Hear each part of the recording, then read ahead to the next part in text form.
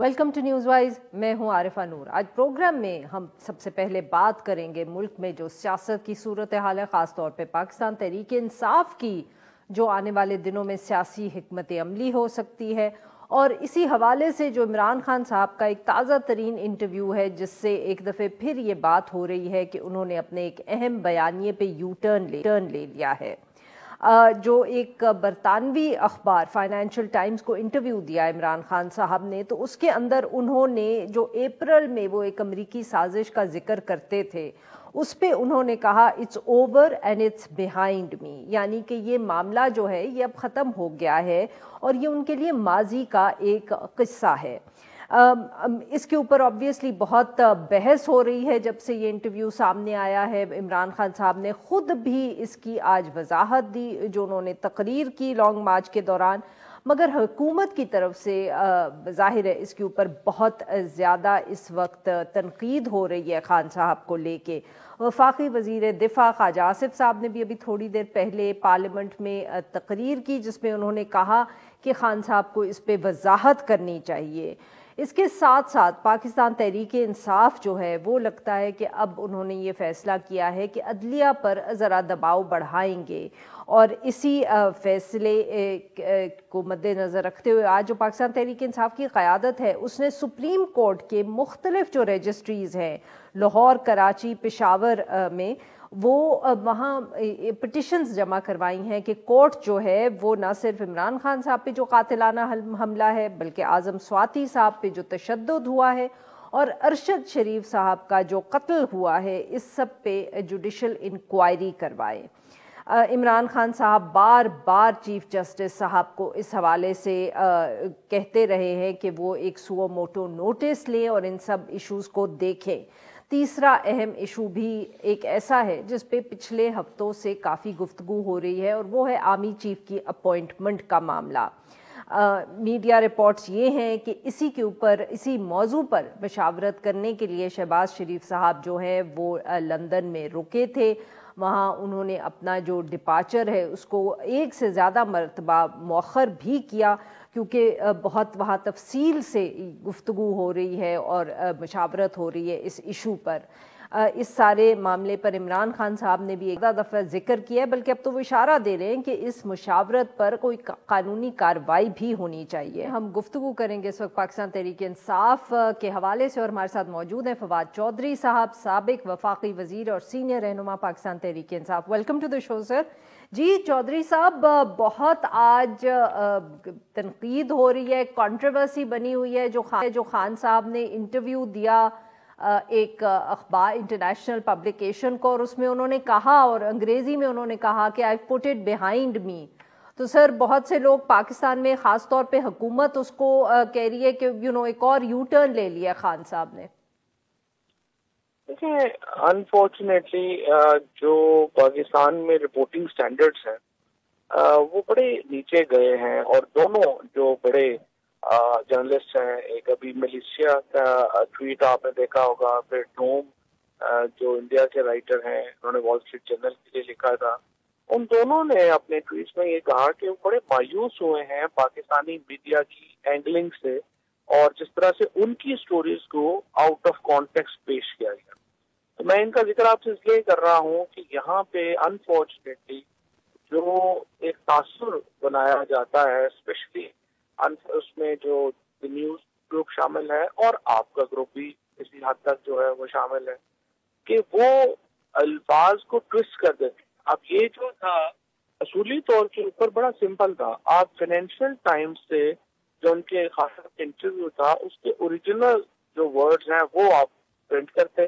اپنی طرف سے آپ پرنٹ کیسے کر سکتے ہیں کہ میں کہہ رہا ہوں لیکن آپ ان ورڈز کو چھوڑ کے آپ کے ان کا مطلب یہ ہے اور وہ آپ ہیڈ لائن لگا دیں۔ تو پاکستان میں ہماری جو پالیسی ہے طریقہ انصاف کی امریکہ کے بارے میں بڑی واضح ہے۔ ہماری پالیسی یہ ہے کہ ہم امریکہ سے اچھے تعلقات رکھنا چاہتے ہیں، بہت اچھے تعلقات رکھنا چاہتے ہیں۔ صرف ہم امریکہ سے یہ کہنا چاہتے ہیں کہ ہمیں غلام نہ سمجھیں، ہمیں وہی تعلقات چاہیے آپ سے جو آپ کی ہندوستان کے ساتھ ہیں، جو آپ کی یو اے کے ساتھ ہیں۔ ابھی آپ نے دیکھا سعودی عربیہ اور جو امریکہ کے درمیان کانفلکٹ تھا وہ اتنا بڑا کہ سعودی عربیہ نے ایک بڑا لمبا چوڑا اس کے اوپر ان کو جو ہے وہ جواب دیا, امریکہ نے بھی اس کو دیا. لیکن اس کا مطلب یہ تھوڑا ہے کہ امریکہ سعودی عرب ایک دوسرے سے لڑی پڑے. ہمارا بھی جو مقصد ہے وہ انہی لائنز کے اوپر ہے. We will have very good relationship with USA, but at the same time we don't want a kind of a slavery relationship. تو چودھری صاحب کیا ہم یہ پھر کہہ سکتے ہیں یا آپ کنفرم کر سکتے ہیں کہ جب سے آپ لوگوں کی حکومت گئی ہے تو ایک طرف آبویسلی آپ کی توجہ تو ڈومیسٹک صورتحال پہ رہی, بٹ کیا کوئی رابطہ رہا ہے آپ کا امریکن سے, ملاقاتیں ہوئی ہیں آپ لوگوں نے, یہ جو ایک پرسیپشن بن گیا ہے پبلک کہ پاکستان تحریک انصاف ناراض ہے یا اس کے تعلقات امریکہ سے ٹھیک نہیں ہے, آپ نے اس کو فکس کرنے کی کوشش کی ہے بیہائنڈ دا سینز؟ دیکھیے, امریکہ سے ہمارے تعلقات بالکل اس طرح سے خراب نہیں, اور اگر ابھی بھی آپ نے دیکھا ہو کہ عمران خان صاحب کی جو اسیسینیشن اٹیمپٹ ہوا تھا اس کے اوپر امریکہ نے بڑا اسٹرانگ ریئیکشن دیا, اور یقینی طور کے اوپر وہ ایک was a welcome statement on part of U S state department. لیکن یہاں پہ خفیہ ملاقاتوں کا تو ایشو ہی نہیں ہے. جو امریکن امبیسڈر ہیں ان کی جب وہ جاتے ہیں, ہمارے جو آفیشل کے پی میں جب وہ گئے ہیں, ان ساتھ ان کے ریلیشن شپ جو ہیں وہ ہیں, جو ہمارا official relation ship you S اے کے ساتھ ہے وہ قائم ہے, وہ جاری ہے. ہمارے جو لوگ ہیں اگر امریکن امبیسی میں کوئی فنکشن ہوگا وہ ان کو بلائیں گے, وہ ضرور جائیں گے. تو یہ کوئی ہماری انموسٹی نہیں ہے اس طرح کی, لیکن یہ ضرور ہے کہ ہم چاہتے ہیں کہ پالیسی لیول کے اوپر امریکہ ہمیں ڈکٹیٹ نہ کرے. یہ نہیں ہو سکتا کہ ہم امریکہ سے پوچھ کے روس سے تیل لیں, ہم امریکہ سے پوچھ کے ان کا وزٹ کریں, ہم امریکہ سے پوچھ کے چائنا کے ساتھ تعلقات بنائیں. یہ نہیں ہو سکتا. پر سارٹ آف دیٹ ہمارے جو ریلیشن شپ ساورن کنٹریز کے ساتھ ہوتے ہیں ویسے ہی ہم امریکہ کے ساتھ ہیں. اور دیکھیں امریکہ کے ساتھ ہماری بڑی وی فلی ریئلائز جو ہمارے ان کے ساتھ ڈیفینس ٹائز ہیں, جو ہماری ان کے ساتھ ایکسپورٹس کا جو ڈپینڈنس ہے, آئی ایم ایف ہے, ورلڈ بینک, یہ تمام ادارے جو ہیں امریکہ کا ان میں بڑا انفلوئنس ہے, اور and we recognize the importance of U S A relation. بالکل ٹھیک. چودھری صاحب, اب آج آپ لوگوں نے مختلف رجسٹریز میں پٹیشنز بھی جمع کروائی ہیں بہت اہم ایشوز پر, آپ کا کیا خیال ہے؟ کیونکہ آبویسلی خان صاحب ایک سے زیادہ مرتبہ تذکرہ کر چکے ہیں, جس کو ہم کہہ سکتے ہیں کہ انہوں نے ریکویسٹ کی ہے چیف جسٹس صاحب سے کہ وہ سو موٹو ایکشن لیں, مگر کوئی رسپانس سچ آیا نہیں. اب آر یو ایکسپیکٹنگ کہ آپ لوگوں نے یہ جو پٹیشنز جمع کروائی ہیں ان سے فرق پڑے گا, Supreme Court will be force to take notice? ابھی تک تو سپریم کورٹ کا رویہ بڑا مایوس کن ہے, اور اس کے ساتھ ساتھ میں آپ کو یہ بھی بتاؤں کہ آج رجسٹرار سپریم کورٹ نے جو انسلٹ کیا ایم این ایز کو, سینیٹرز کو, الیکٹڈ لوگوں کو سپریم کورٹ کے اندر داخل نہیں ہونے دیا گیا. میں یہ سمجھتا ہوں جب تک یہ ان الیکٹڈ گروپ آف پیپل یہ پاکستان میں بند کمروں میں فیصلے کریں گے, اور وہ ایک 20 گریڈ کا 21 گریڈ کا جو رجسٹرار ہے وہ خود کو اتنی توپ چیز سمجھے گا کہ وہ سینیٹرز کو, ایم این ایز کو بے عزت کر سکتا ہے. پاکستان تو جمہوریت نہیں ہے. پاکستان کے کو اس کا مطلب یہ ہے ایک بڑا اسٹرائیو کرنا پڑے گا, ایک کوشش کرنی پڑے گی پاکستان کے عوام کو اپنے حقوق لینے کے لیے, ان کو لڑنے کے لیے. یہ M N As M P As کی توہین نہیں ہے, یہ سینیٹرز کی توہین نہیں ہے, یہ ان کروڑوں لوگوں کی توہین ہے جنہوں نے انہیں الیکٹ کیا اور جن کی وہ نمائندگی کرتے ہیں. تو پہلے تو میں بڑا شدید اپنا پروٹیسٹ کرنا چاہتا ہوں چیف جسٹس سپریم کورٹ سے رجسٹرار کے اس رویے کے اوپر, اور میں یہ سمجھتا ہوں کہ سپریم کورٹ رجسٹرار جو ہے اس کو ایک اپالوجی ٹینڈر کرنی چاہیے. دوسری صورت میں ان کو سینیٹرز کو چاہیے ان کو پریویلیج موشن دیں, ان کو سینٹ پر طلب کریں, اور ایم این ایز کو بھی جو ہمارے سارے گئے ہوئے تھے وہ تو اب ممبرز نہیں ہیں, ادروائز ان کو بھی وہ تھا کہ وہ پریویلیج موشن کرتے. لیکن ابھی تک جو سپریم کورٹ نے یہ جو بنیادی دیکھیں نا, اس کا نقصان کیا ہو رہا ہے. یہاں لندن کی کورٹ نے جب شہباز شریف کو کہا کہ وزیر اعظم اور ایک عام شخص کے ان کے نزدیک کوئی فرق نہیں ہے, تو لندن کی کورٹس کا پاکستان کا جو امیج ہے وہ بہت اوپر چلا گیا ہے. پاکستانی عدالتوں نے جب ارشد شریف کی شہادت پہ نوٹس نہیں لیا, جب اعظم سواتی صاحب کے ساتھ جو ظلم ہوا اس کا نوٹس نہیں لیا, عمران خان کے اوپر قاتلانہ حملے کی ایف آئی آر نہیں ہوئی اس کا نوٹس نہیں لیا, پاکستانی کورٹس جو ہیں, کورٹ سسٹم جو ہے وہ بالکل اپنی وقت کھو گیا ہے.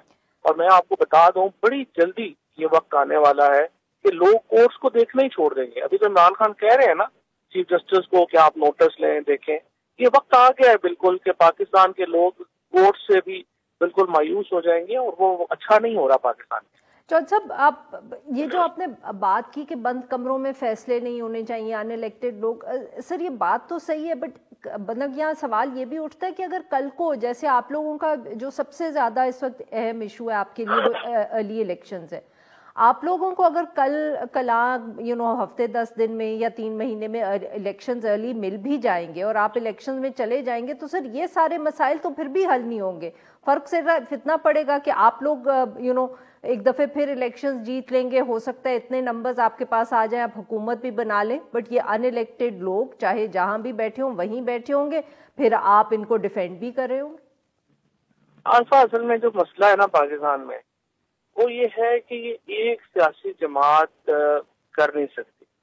جب تک پولیٹیکل پارٹیز اپنے ساتھ اکٹھے نہیں ہوتی, ایک دوسرے کو سپیس دے کے ایک ہم دوبارہ چارٹر آف ڈیموکریسی نہیں کرتے ہیں, اور تو اس سے بغیر جو ہے یہ معاملہ حل نہیں ہونا.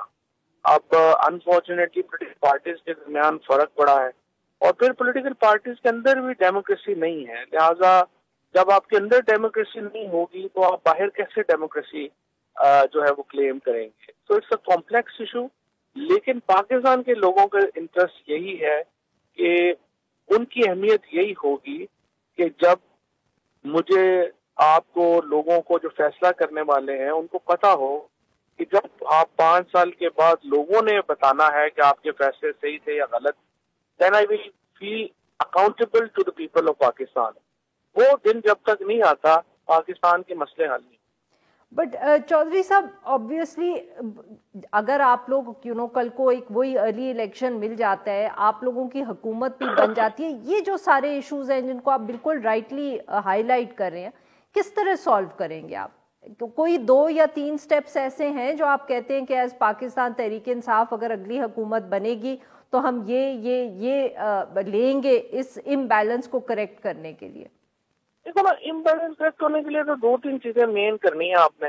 ایک چیز یہ ہے کہ آپ نے جو آرمی چیف جو بھی اپوائنٹ ہو, آپ نے اس کی ایکسٹینشن کرنا ہے کہ یہ نان ایکسٹینڈیبل ہوگا, کیونکہ ہر 2 سال کے بعد پورا پاکستان جو ہے وہ بیٹھ جاتا ہے کہ ایکسٹینشن کا یا نہ ایکسٹینشن کا یا اگلا معاملہ آ جاتا ہے. تو آپ نے کوئی فارمولا بنانا ہے آرمی چیف کی اپوائنٹمنٹ کا. اس کے بعد دوسرا جو معاملہ ہے وہ ہے آپ کا یہ عدلیہ کے انڈکشنز کا. جوڈیشل انڈکشن جو ہیں وہ یہ نہیں ہو سکتا کہ ججز لگائیں گے بھی اور پھر ان کا جو اکاؤنٹیبلٹی ہے وہ بھی ججز نہیں کرنی, یہ نہیں ہو سکتا. آپ کو ایک حصہ پارلیمنٹ کو دینا پڑے گا, اور پھر وہ ججز کی جو لگانے کا معاملہ ہے اس کو ہمیں دیکھنا پڑے گا یا نکالنے کا, دونوں میں سے وہ اس پہ ڈبیٹ ہونی چاہیے. اور تیسرا پھر یہ ہے کہ جو آپ نے جو لاز لے کے آنے ہیں کہ جو ہماری انٹیلیجنس ایجنسیز جیسے کام کرتی ہے, لیکن اگر پرائم منسٹر کا آفس گھنٹہ گھر چوک بن گیا ہے, اگر آپ کی اس طرح سے کسی بندے کی کوئی پرائیویسی نہیں ہے, وہ بیوی بچوں کے ساتھ محفوظ نہیں ہے, مجھے آپ بتائیں کیسے کوئی شخص جو ہے وہاں پہ کام کرے گا. تو یہ 3-4 چیزیں تو بیسک ہیں جن کو استحاد چاہیے. اور آپ ان سب پہ لیجسلیشن کریں گے؟ مجھے فرینکلی نہیں پتا کریں گے یا ہم جو ہے وہ کیسے اس پہ آگے بڑھیں گے, بٹ سرٹنلی میرا اپنی پارٹی کے اندر بھی اور جتنے میرے دوست ہیں پارٹیوں میں بھی, ان میں بھی میرا ویو یہی ہے کہ جب تک آپ یہ نہیں کریں گے آپ اسٹیبلٹی نہیں لا سکتے. بالکل ٹھیک. چودھری صاحب, ویری کوئکلی, آرمی چیف کی اپوائنٹمنٹ کے حوالے سے آپ نے بھی ابھی ذکر کیا, سب سے بڑا آج کل ہمیں لگتا ہے کہ یہی ایشو ہے. 3-4 دن سنا ہے میٹنگز بھی ہوئی ہیں لندن میں شہباز شریف صاحب کی اپنے بھائی سے, نواز شریف صاحب سے, اور کہا جا رہا ہے کہ یہی ایشو ڈسکس ہوا ہے. دیکھیں نا, بدقسمتی ہے یہ کہ کہہ دیتے ہیں ہم اپنا آدمی ہوگا, فلانا ہوگا. اپنا آدمی کیا ہوتا ہے؟ بس وہ کیپیسٹی نہیں ہے اپنے پاؤں سے آگے دیکھنے کی, اور اس کی وجہ سے سارا معاملہ خراب ہوتا ہے. باقی تو ٹھیک ہے, جس کو بھی لگا دیں گے, اور جس طریقے سے لگا رہے ہیں خواہ مخواہ متنازع بنا رہے ہیں. ایون فیلڈ کے اندر اب مذاکرات ہو رہے ہیں, سارا ٹبر بیٹھ کے دیکھ رہا ہے کہ عمران خان کے کون زیادہ خلاف ہے. میرٹ یہ ہے عمران خان کے کون زیادہ خلاف ہے. اب ہم دیکھیں اس طرح سے اگر لگنے ہیں آرمی چیف تو ظاہر ہے پھر اس کا تنازع ہوگا، اس کو کیا آپ اس کو لے کے آگے بڑھیں. اگر کوئی متنازع اپوائنٹمنٹ ہوئی تو کیا پاکستان تحریک انصاف سے کوئی ریاکشن آئے گا؟ آپ لوگ کیا قدم اٹھا سکتے ہیں یا آپ خاموشی سے ایکسیپٹ کر لیں گے؟ ہماری حتی المقدور کوشش تو یہی ہے کہ یہ چیز جو ہے یہ متنازع نہ بنے اور کوئی تنازع اس معاملے میں کھڑا نہ ہو، لیکن دیکھیں ابھی ہماری کوشش یہی ہے کہ متنازع نہ ہو. پروگرام کے اس حصے میں ہم ذکر کریں گے جو پاک افغان بارڈر کے اوپر کشیدگی رہی ہے. گزشتہ روز جو چمن کا علاقہ ہے وہاں پاک افغان بارڈر پر ایک سرحد پار سے فائرنگ کا واقعہ ہوا جس کی وجہ سے ایک پاکستانی فوجی جو ہے اس کی ہلاکت ہوئی اور 2 جو سیکیورٹی اہلکار تھے وہ زخمی ہوئے. اس کے بعد یہ کہا گیا کہ وہاں سے پھر پاکستانی اہلکاروں نے بھی فائرنگ کی جس کی وجہ سے 5 ہلاکتیں وہاں بارڈر کے اوپر ہوئیں.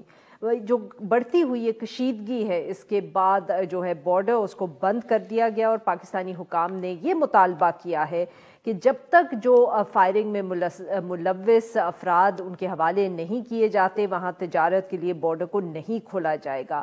یہ پہلا ایسا واقعہ نہیں ہے اور اس سارے معاملے پہ گفتگو کرنے کے لیے آج ہمارے ساتھ موجود ہیں طاہر خان، صحافی اور تجزیہ کار ہیں. ویلکم ٹو دا شو سر.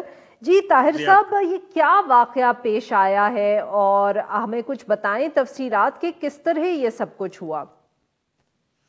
بہت شکریہ آپ کا. میں نے اس کی سی ٹی وی جو فوٹیج ہے وہ بھی دیکھی ہے اور میری وہاں بات بھی ہوئی ہے، بلکہ آپ کے پروگرام سے پہلے بھی ہوئی ہے. واقعہ کچھ یوں ہے جو پاکستان کا موقف ہے کہ افغان طالبان کا ایک بندہ چاہ رہا تھا کہ وہ اپنے لوگوں کو پاکستان کے سائٹ پہ داخل کرائیں، اور جب ان کو منع کیا گیا کیونکہ اس کے پاس وہ کوئی ڈاکومنٹس نہیں تھے، اسناد نہیں تھے، تو وہاں سے فائرنگ ہوئی ہے. اور سی ٹی وی فوٹیج میں بھی تقریباً بالکل یہی درست ہے کہ جو فائرنگ ہوئی ہے ایک بندہ، لیکن وہ بندہ جو افغان فورسز جہاں کھڑے ہیں ان کے ساتھ کھڑا ہے اور چادر پہنا ہوا ہے، پستول نکالتا ہے اور ہمارے فوجیوں پہ فائرنگ کرتا ہے. تو فائرنگ تو انہوں نے کی ہے. اب یہ ہے کہ وہ بندہ اتنا قریب کیوں آیا، کیونکہ پاکستان کا موقف ہے جس سے میری بات ہوئی ہے وہ طالبان کا بندہ تھا. بعد میں ہمارے لوگوں کے بقول طالبان نے پہلے انکار کیا تھا کہ یہ ان کا بندہ نہیں ہے تو افغان، لیکن بعد میں انہوں نے بھی ان کو بتا دیا کہ وہ طالبان ہی تھے.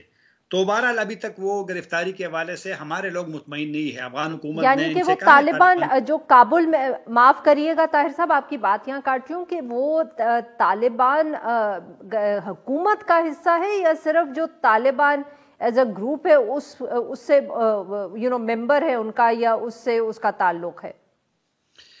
جب سے واقعہ ہوا ہے میں نے اس موضوع پہ صرف ایک طالبان کے آڈیو کو تو سنا ہے، آواز کو تو سنا ہے، کہ ایک ان کے جو بقول وہ کہہ رہے ہیں پشتو میں اپنے لوگوں سے کہ ایک مسلح فرد نے فائرنگ کی ہے پاکستانی فورسز پہ اور اس کو آپ گرفتار کریں. یہ صرف میں نے سنا. باقی میں نے افغان جو ان کے آفیشیل ٹویٹر ہینڈلر ہے نہ اس پہ کوئی بیان پڑا ہے، نہ ان کی فورن آفس کا کوئی بیان ہے، نہ ان کی وزارت داخلہ کا کوئی بیان ہے، نہ کسی اور کا. انہوں نے اس واقعے کو اس وقت تک میرے خیال میں اتنا سنجیدہ نہیں لیا ہے جتنا کہ ہمارے لوگوں نے لیا ہے.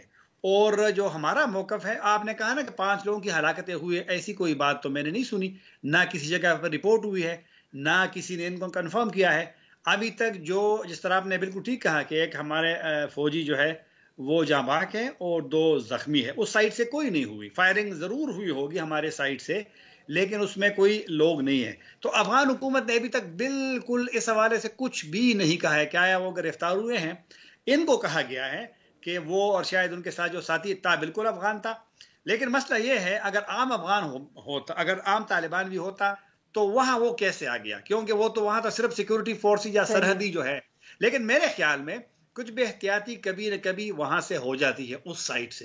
اور یہ بڑے افسوسناک اس لیے ہے کہ انہوں نے ابھی تک ایسا کوئی، یہ جو بارڈر بند ہوا ہے اس وجہ سے بند ہو جاتا ہے کہ جب ایک سائٹ سے اگر سنجیدگی نہ ہو، دوسرے سائٹ کو اگر مطمئن کرنا نہ ہو، وجوہات صحیح طریقے سے وہ نہ بتائیں، تو پھر تو معاملات اسی طرح مطلب ہے کہ ایک ٹھیک نہیں رہیں گے.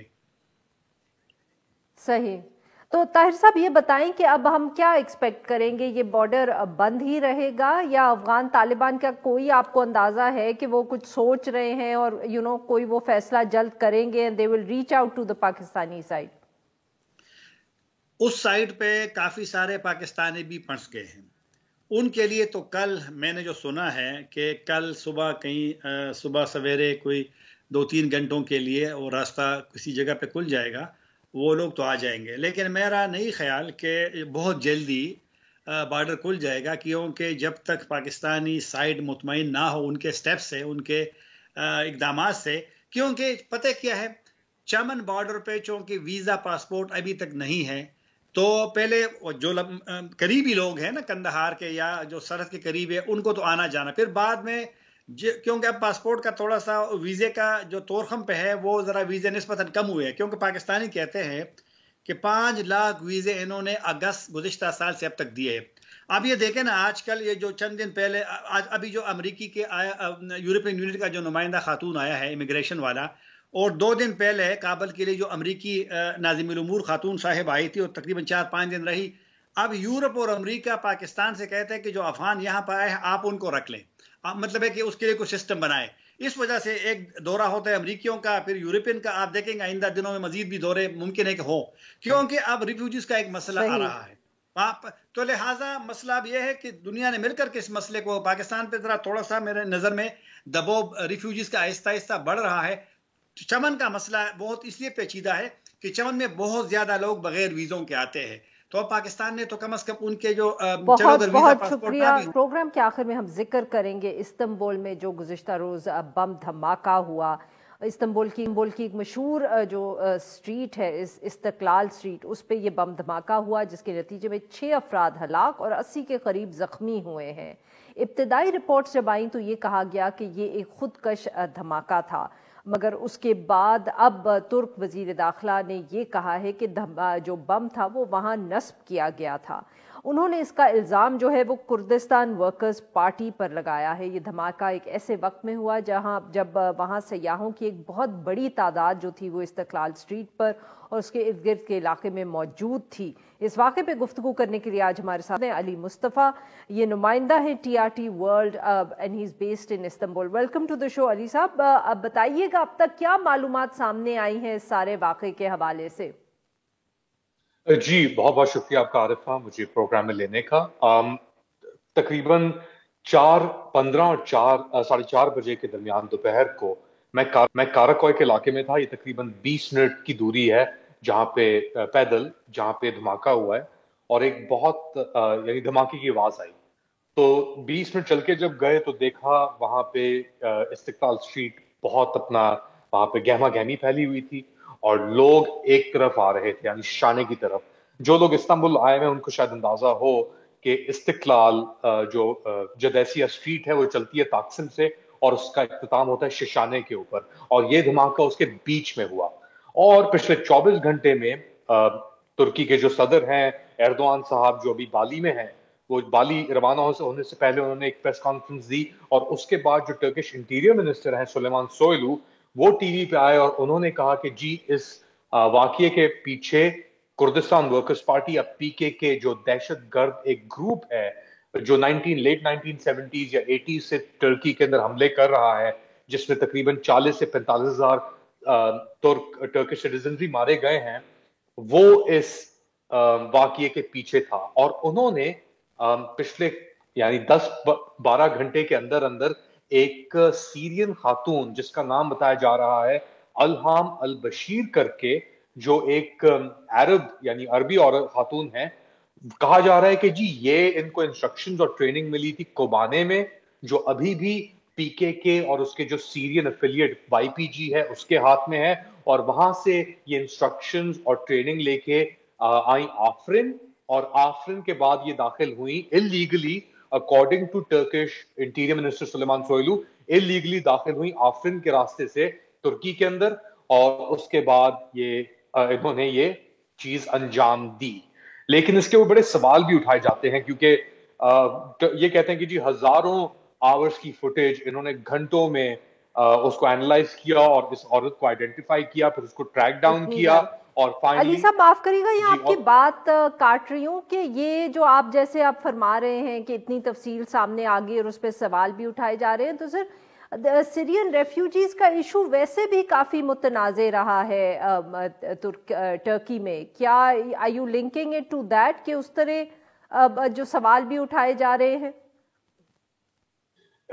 بالکل، ایک طریقے سے اگر آپ دیکھیں تو جب پی کے کے پچھلے 10 سال کے اندر جو اٹیکس ہوئے، جو 2015 میں اٹیک ہوا فار ایگزامپل کرڈش اسٹوڈنٹس کے اوپر سروج کے اندر جو آئسس نے کیا، یا پی کے جو بھی حملے کرتا ہے اس کے اندر زیادہ تر وہ کرڈش یعنی خودکش حملہ آوروں کو یوز کرتا ہے جس میں خواتین بھی ہوتی ہیں، یا پھر وہ ایسے پلان اٹیکس کرتا ہے جہاں پہ ٹریک ڈاؤن کیا جاتا ہے ان کرڈش ایریاز کے اندر ہی. سو یہ ایک ڈپارچر ہے کہ اس بار ایک عربی یعنی ایک عرب سیرین عربی عورت جو تاقسم گئی، وہاں پہ اس نے ایک پیکج چھوڑا اور اس کے بعد 40 منٹ بعد وہ دھماکہ ہو گیا اور 6 افراد اس میں جاں بحق بھی ہو گئے، اور پھر انہوں نے ٹریک ڈاؤن کر کے اس عورت کو پکڑ بھی لیا. تو اس کی جو سپیڈ ہے، جو رفتار جس طریقے سے یہ سٹوری ڈیولپ ہوئی ہے، یہ کچھ لوگ کہتے ہیں کنوینئنٹ ہے بہت، لیکن پی کے کا تھریٹ بہت ہی ایور پریزنٹ ہے ٹرکی کے اوپر. اور ٹرکی نہ صرف یہ کہتا ہے کہ جی پی کے اس بار سلیمان سویلو نے یہ بھی کہا کہ جی وائی پی جی اور سیریا کوبانی ان کو تو امریکیوں کی سپورٹ ہے، تو اس کے پیچھے امریکیوں کا ہاتھ بھی موجود ہے اکارڈنگ ٹو سلیمان سویلو.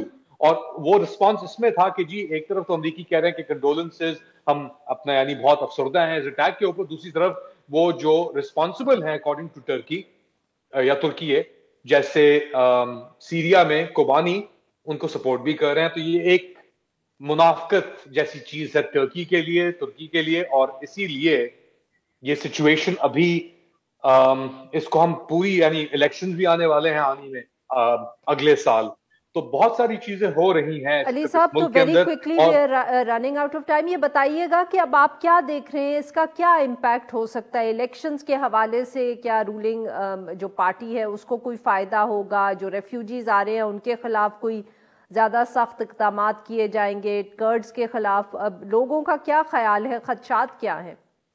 دیکھیں جی بہت امپورٹنٹ ہے یہ کہنا. کرڈز کو ایک لم سم کرنا ایک بہت ہی میرے خیال سے ایک پرابلمٹک ایشو ہے، کیونکہ میجورٹی آف دا کرڈز جو ہیں وہ ترک وطن داش پرست ہیں. یعنی اس کا مطلب یہ ہے کہ وہ ایک ٹرکش اسٹیٹ کے اندر یقین رکھتے ہیں. اس کے اندر دینی کرڈش گروپس بھی ہیں، جو فار ایگزامپل خدا پار کر کے گروپ ہے جو آک پارٹی کو بھی سپورٹ کرتا ہے.